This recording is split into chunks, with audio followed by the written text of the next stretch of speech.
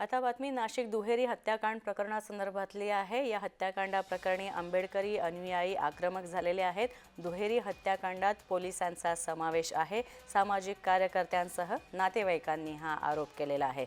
रंगपंचमीच्या दिवशी नाशिकमध्ये दुहेरी हत्याकांड झाला होता आणि याचा निषेध करण्यासाठी आंबेडकरी समाज एकवटला आहे। आंबेडकरी अनुयायांनी आंदोलन केलं।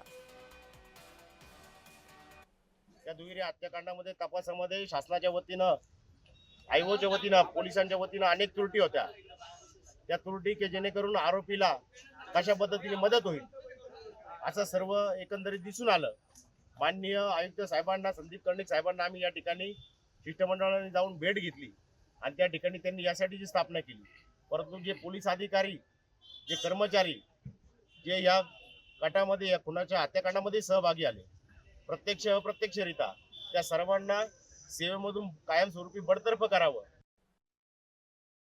तर ह्या गुंड्यांना माझी इच्छा आहे की फाशीच मिळावी आणि जे पोलीस प्रशासनाने काही या पोलीस प्रशासनाने जे साथ दिली आहे त्यांनाही निलंबित करण्यात यावे आणि त्यांनाही फाशीची शिक्षा झाली तर मला हे पण चालणार आहे, कारण त्यांनी सुद्धा साथ दिलेली आहे। आज माझ्या भावांना त्यांनी डायरेक्ट आमचं घर उद्ध्वस्त करून टाकलं। इतकी क्रूर हत्या माझ्या भावांची झालेली आहे।